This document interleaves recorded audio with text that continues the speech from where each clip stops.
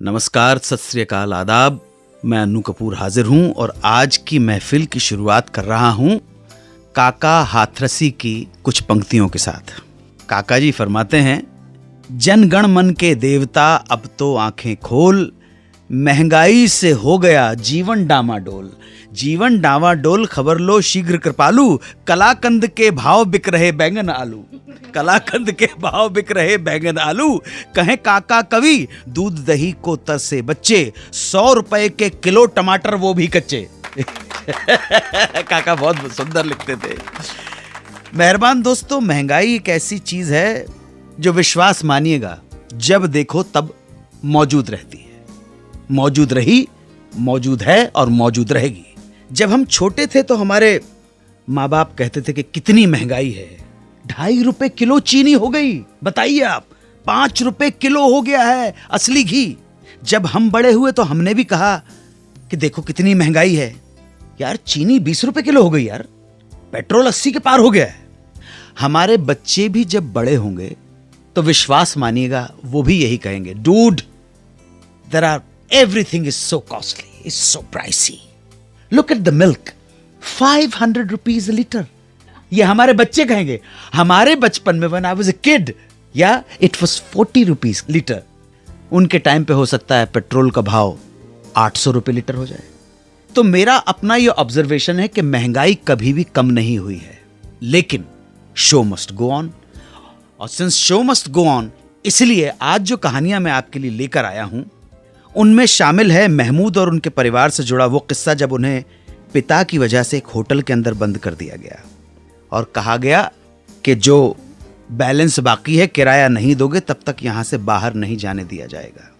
कैसे बचे महमूद इस मुसीबत से, ये कहानी आज के शो में। एक और मजेदार कहानी होगी अशोक कुमार जी की कहानी। एक दिन उन्होंने अपनी पत्नी को कुछ रुपए दिए रखने के लिए। पत्नी ने पैसे रख तो लिए, मगर नशे में वो ये भूल गई कि वो पैसे उन्होंने कहाँ रखे हैं। इन पैसों का मामला घर से पुलिस और पुलिस से इनकम टैक्स तक पहुंच गया। इसके साथ कुछ और भी किस्से होंगे। मधुबाला और किशोर कुमार के बचपन से जुड़ा एक किस्सा, कैसे दोनों के बचपन का एक खेल बन गया जवानी की हकीकत। महमूद, जॉनी वॉकर, दिलीप कुमार और फारूक शेख, इन चारों की जिंदगी में क्या चीज कॉमन थी, ये कहानी भी सुनाऊंगा आज के ही शो में। फिलहाल महफिल की शुरुआत करता हूं हमेशा की तरह एक बेहतरीन नगमे से। आज का पहला किस्सा महमूद साहब और उनके अब्बा मुमताज अली की किस्सा। मैंने पिछले किसी एपिसोड में बताया था कि मुमताज अली साहब को शराब की बहुत गंदी लत थी, जिसकी वजह से उनके साथ उनके पूरे परिवार को बहुत सारी मुसीबतों का सामना करना पड़ा। यहां तक कि एक बार एक होटल मालिक ने महमूद और उनके पूरी फैमिली को, पूरे परिवार को होटल के कमरे के अंदर बंद कर दिया और कहा कि जब तक होटल का बिल नहीं चुकाओगे तब तक यहां से बाहर नहीं जा सकोगे। कैसे निकले महमूद इस मुसीबत से, सुनिए। मुमताज अली साहब की एक डांसिंग कंपनी हुआ करती थी। अलग अलग शहरों में वो शोज किया करते थे। इन शोज में बाकी कलाकारों के साथ साथ उनके परिवार के सदस्य भी काम करते थे। शराब की लत ने मुमताज अली साहब को इस तरह से जकड़ लिया था कि वो लाख चाहने के बावजूद अपने आप को शराब पीने से कभी रोक नहीं पाए। शराब में धुत होकर पड़ जाते थे और धीरे धीरे ये हालात इतने बदतर होने लगे कि वो चलते शो में भी नशे में धुत होकर स्टेज पर गिरने लगे। उनकी इस आदत की वजह से उनके शोज का फ्लॉप हो जाना आम बात हो गई थी। एक बार हुआ यूं कि कलकत्ता में उन्होंने एक साथ एक ही वक्त में 2 शो ले लिए और दोनों शोज का एडवांस लेकर पैसा शराब में उड़ा दिया। ये बात उन्होंने अपने घर वालों से नहीं बताई। जब पहली जगह पर शो चल रहा था तो दूसरे शो के ऑर्गेनाइजर को खबर लग गई और वो वहां पुलिस लेकर पहुंच गया। अब साहब, पुलिस मुमताज अली को गिरफ्तार कर ले गई थाने। शो खत्म करके जब कंपनी के लोग वापस अपने होटल आए तो उनके पहुंचने से पहले ही मुमताज अली साहब के फ्रॉड की खबर होटल के मैनेजर तक पहुंच चुकी थी। होटल के मैनेजर को लगा कि ये बिना बिल चुकाए होटल से भाग जाएंगे, इसलिए उसने महमूद समेत उनके पूरे परिवार को होटल के अंदर बंद कर दिया और कहा, जब तक पेमेंट नहीं करोगे तब तक किसी को बाहर नहीं जाने दिया जाएगा। महमूद अपनी पत्नी मधु के साथ थे और मधु जी प्रेग्नेंट थी। उन्होंने वहां से निकलने का एक आइडिया ढूंढ ही लिया। महमूद ने होटल मैनेजर से कहा कि वो अपने पिता मुमताज अली को छुड़ाकर ही होटल का बिल चुका पाएगा, इसलिए उसे अपने पिता को छुड़ाने के लिए पैसों का इंतजाम करने बाहर जाना पड़ेगा। बाहर नहीं जाएगा तो पैसे कहां से आएंगे? होटल का मैनेजर बात मान गया और महमूद अकेले को बाहर जाने की परमिशन दे दी गई। अब महमूद सीधा उस ऑर्गेनाइजर के पास गए जिसका शो करने आए थे, उससे कुछ पैसे लिए और मुमताज अली को छुड़ा लिया और कहा कि आप स्टेशन पहुंचो, मैं बाकी लोगों को लेकर आता हूं। होटल वापस आकर महमूद साहब ने अपनी पत्नी के लेबर पेन का बहाना बनाकर उसे डॉक्टर के पास ले जाने की इजाजत चाही। होटल वाले को भी लगा कि कहीं कुछ गड़बड़ ना हो जाए, तो उसने एक बार फिर उन्हें बाहर जाने दिया। मन में वो मैनेजर साहब सोच रहे होंगे कि भाग कर जाएंगे क्या, सारा सामान तो इसी होटल में पड़ा हुआ है। मगर इसके कुछ देर बाद महमूद के परिवार के बाकी लोगों ने अपने अपने सूटकेस खाली किए और एक के ऊपर एक सारे कपड़े पहनकर भूख का बहाना करके वो भी होटल से बाहर आ गए। अब होटल में केवल उनके खाली सूटकेस और लगेज पड़े हुए थे। जैसे तैसे करके जब सब स्टेशन पहुंच गए तो उन्होंने पहली ट्रेन पकड़ी और भाग लिए वहां से, कर दिया अलविदा कलकत्ता को।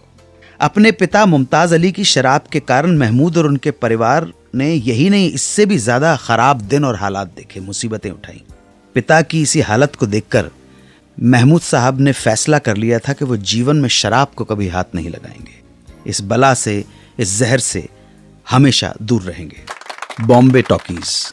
बॉम्बे टॉकीज के लिए यह भी कहा जाता था कि जितने सितारे आसमान में हैं उतने ही सितारे बॉम्बे टॉकीज में भी हैं। यहाँ कई जोड़ियां बनी, कई जोड़ियां टूटी। ये स्टूडियो यहाँ काम करने वाले कलाकारों और उनके परिवार के लिए एक छोटी सी दुनिया से कम नहीं था। इसी बॉम्बे टॉकीज में अताउल्ला खां और उनकी बेटी बेबी मुमताज भी काम किया करते थे। बेबी मुमताज यहाँ एज ए चाइल्ड आर्टिस्ट काम करती थी। जाहिर है कि बच्ची थी, इस बच्ची के लिए काम के साथ साथ का खेल का मैदान भी यही स्टूडियो था। वो यहाँ के बाकी बच्चों के साथ ब्रेक के दौरान खेलने निकल पड़ती थी। उसके साथ खेलने वालों में मुमताज अली के बेटे महमूद और अशोक कुमार के छोटे भाई किशोर कुमार भी शामिल थे। किशोर भी अपनी छुट्टियों में अपने बड़े भाई के साथ मुंबई घूमने आ जाया करते थे और बड़े भाई के साथ ही स्टूडियो पहुंच जाया करते थे। तो जनाब बेबी मुमताज और किशोर बचपन में एक साथ खेला करते थे, जैसे छोटे बच्चे आमतौर पर खेलते हैं। ये दोनों बच्चे भी साथ में घर घर खेला करते थे, घर बनाना है। इस खेल में बेबी मुमताज बन जाया करती थी वाइफ और हस्बैंड बन जाया करते थे नन्हे किशोर कुमार। और स्टूडियो का बिखरा हुआ सामान ही उनकी गृहस्थी, उनकी दुनिया हुआ करती थी। बच्चों का खेल तो उनके बचपन के साथ ही खत्म हो गया, पर नियति का खेल तो अभी बाकी था। नन्ही सी बेबी मुमताज बड़ी होकर बन गई मधुबाला और बाद में जिस किशोर कुमार के साथ वो हस्बैंड वाइफ का खेल खेला करती थी बचपन में, वो असल जिंदगी में भी बन गया उनका हस्बैंड। दोनों के लिए बचपन का खेल बन गया जिंदगी की हकीकत। बात महमूद, जॉनी वॉकर, दिलीप कुमार और फारूक शेख की। इन चारों के बीच एक चीज कॉमन है। ये कॉमन चीज उनकी फिल्म लाइफ से नहीं बल्कि पर्सनल लाइफ से जुड़ी हुई है। सुनिएगा गौर से। स्टार्ट करते हैं महमूद साहब से। महमूद का निकाह हुआ मीना कुमारी की छोटी बहन मधु से। हालांकि इस निकाह में शुरू में कुछ अड़चनें आईं, पर देर आयत दुरुस्त आयत 4 सितंबर 1953 को इनका निकाह हो गया। अब बात जॉनी वॉकर साहब की। जॉनी वॉकर साहब ने शकीला जी की बहन नूरजहां से निकाह किया और निकाह संपन्न हुआ 17 अगस्त 1955 को। थर्ड, दिलीप कुमार, जिनका कामनी कौशल और मधुबाला से इश्क अंजाम तक नहीं पहुंचने के बाद सायरा बानो से निकाह हुआ 11 अक्टूबर 1966 को। जब दिलीप कुमार और सायरा बानो का निकाह हुआ तो दिलीप कुमार 44 साल के थे और सायरा बानो 22 साल की। Number 4, Farooq Sheikh. Saint Xavier college में उनकी जूनियर रूपा जैन से फारूक शेख ने 1979 में निकाह कर लिया। कन्वर्ट हो गई वो, निकाह कर लिया। कहने को तो इन चारों के निकाह अलग अलग वक्त पर हुए, मगर फिर भी इन चारों निकाहों में एक कॉमन कनेक्शन था और वो कनेक्शन था निकाह पढ़वाने वाला काजी। जी हाँ जनाब, इन चारों का निकाह एक ही काजी ने पढ़वाया था और उस काजी का नाम था अताउद्दीन। ये अजीब इत्तेफाक है, कोइंसिडेंस है, संयोग है, मगर जो भी है बात बिल्कुल सच्ची है। बात अशोक कुमार और उनकी पत्नी की। दादा मुनि अपने जमाने के बहुत बड़े स्टार थे। हर कोई चाहता था कि उसके पास भी अशोक कुमार जैसी शोहरत, पैसा और कामयाबी हो। सब कुछ होने के बावजूद अशोक कुमार जी की जिंदगी में एक सलवट थी जो लाख कोशिश के बावजूद नहीं मिटी। उनकी जिंदगी का ये तकलीफ दे हिस्सा था उनकी पत्नी की शराब की लत। उन्होंने जितना अपनी पत्नी को शराब से दूर रखने की कोशिश की, वो उतना ही शराब के पास खिंची चली जाती थी। शराब का असर सेहत के साथ साथ मैडम की याददाश्त पर भी पड़ने लगा। वो चीजें भूल जाया करती थी, बातें भूल जाया करती थी। 1970 की बात होगी। एक बार अशोक कुमार ने एक प्रोड्यूसर से 2 लाख रुपए का पेमेंट कैश में लिया। पर्पस था कि टैक्स बच जाएगा। तो ये 2 लाख रुपए दादा मुनि ने पत्नी को दे दिए और कहा कि संभाल के रखना। लेकिन बाद में जब उन्होंने वाइफ से उन पैसों के बारे में पूछा तो पता चला कि वो तो भूल गई। उन्होंने शराब के नशे में वो पैसे कहाँ रख दिए याद नहीं आ रहा। दादा मुनि ने सारा घर छान मारा मगर पैसे नहीं मिले। उन्हीं दिनों घर का एक नौकर काम छोड़कर चला गया था, तो जाहिर है कि डाउट उसके ऊपर जाना था। तो पुलिस में उसके अगेंस्ट कंप्लेंट दर्ज करवा दी गई। कड़ी पूछताछ के बाद पुलिस को पता चला कि ये नौकर इनोसेंट है, उसका कोई कसूर नहीं है। अब पुलिस भी घर की तलाशी के लिए अशोक कुमार के घर पहुंच गई। पुलिस की इस कार्रवाई में उनकी पत्नी की अलमारी में कुछ कपड़ों के बीच उन्हें रुपयों का वो बंडल मिल गया। ये वही रुपए थे जो उनकी पत्नी ने संभाल के हिफाजत से तो रख दिए थे, मगर उन्हें याद नहीं आ रहा था कि कहां रखें। पुलिस की मौजूदगी में पैसे बरामद हुए, सो पुलिस रिपोर्ट दर्ज कर ली गई। पुलिस में मामला खुल जाने के बाद जो 2 लाख रुपए इनकम टैक्स विभाग से बचने के लिए कैश में लिए थे वो सामने आ गए और उन्हें जुर्माने और टैक्स के 1,20,000 रुपए भरने पड़े। बेइज्जती हुई सो अलग, पैसों को हिफाजत से रखवाने की बहुत बड़ी कीमत चुकानी पड़ गई अशोक कुमार जी को। सुहाना सफर के इस मॉनसून सेगमेंट में स्वागत है आपका। बरसात के गीतों की श्रृंखला में आज जो गीत मैं आपको सुनाऊंगा वो गीत है 1974 की फिल्म जिसका नाम था रोटी कपड़ा और मकान। उसका ये गीत, हाय हाय ये मजबूरी, ये मौसम और ये दूरी, मुझे पल पल है तड़पाए, तेरी 2 टकियां की नौकरी, मेरा लाखों का सावन जाए। This film was produced, directed, edited and written by Shri Manoj Kumar, music by Laxmikant Pyarelal. ये फिल्म 18 अक्टूबर 1974 को रिलीज हुई थी। स्टारिंग मनोज कुमार, जीनत अमान, शशि कपूर, मौसमी चटर्जी, अरुणा ईरानी और अमिताभ बच्चन। ये फिल्म इतनी कामयाब रही कि ना सिर्फ इसने 1974 में सबसे ज्यादा कमाई की, बल्कि ये मनोज कुमार के करियर की भी सबसे बड़ी कमर्शियल हिट फिल्म साबित हुई। इसी फिल्म से अमिताभ बच्चन को भी बहुत फायदा हुआ और उनका करियर भी इस फिल्म के बाद अच्छा खासा चल पड़ा। इस फिल्म का टाइटल रोटी कपड़ा और मकान एक उर्दू फ्रेज से लिया गया था।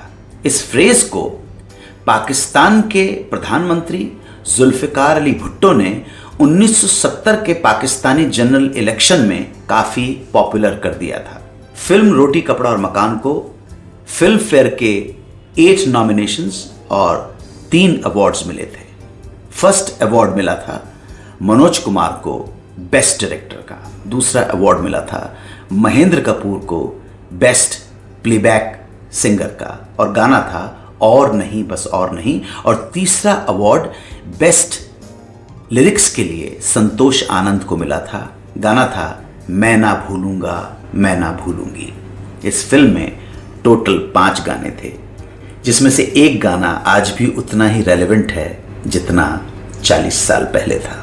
बाकी कुछ बचा तो महंगाई मार गई। आइए अब सुनवाता हूं इसी फिल्म का बरसात वाला गाना, हाय हाय ये मजबूरी, ये मौसम और ये दूरी, जिसे पिक्चराइज किया है जीनत अमान और मनोज कुमार पर। गाया है लता मंगेशकर ने और गीत को लिखा है वर्मा मलिक ने। झांसी की हमारी एक लिसनर है ब्रज सुंदरी जी, उन्होंने पूछा है कि क्या राजेश खन्ना की फिल्म खामोशी के निर्देशक असित सेन और कॉमेडियन एक्टर असित सेन एक ही व्यक्ति हैं? ब्रज सुंदरी जी, जवाब है नहीं, ये एक व्यक्ति नहीं है। निर्देशक असित सेन और एक्टर असित सेन दो अलग अलग पर्सनैलिटी, शख्सियत, व्यक्ति। हालांकि अभिनेता असित सेन भी डायरेक्टर रह चुके, पर फिल्म खामोशी के डायरेक्टर ये असित सेन नहीं थे। अभिनेता असित सेन की बात करते हैं। इनका जन्म उत्तर प्रदेश गोरखपुर में 1917 में हुआ। इनके पिता एक फोटोग्राफर थे, जिस कारण उन्हें न्यू थिएटर के कैमरा डिपार्टमेंट में काम पर लगवा दिया गया। फिर बिमल रॉय के असिस्टेंट बनकर 1950 तक वो बंबई आ गए। यहीं असित सेन ने बिमल रॉय की 2 बीघा जमीन, परिणीता और बिराज बहू की, जिसमें वो डायरेक्टर के असिस्टेंट रहे।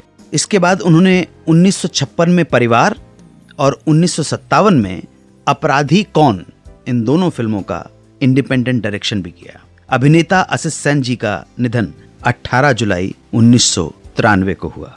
अब हम बात करते हैं निर्देशक असित सेन की। इनका जन्म 1922 में ढाका में हुआ था।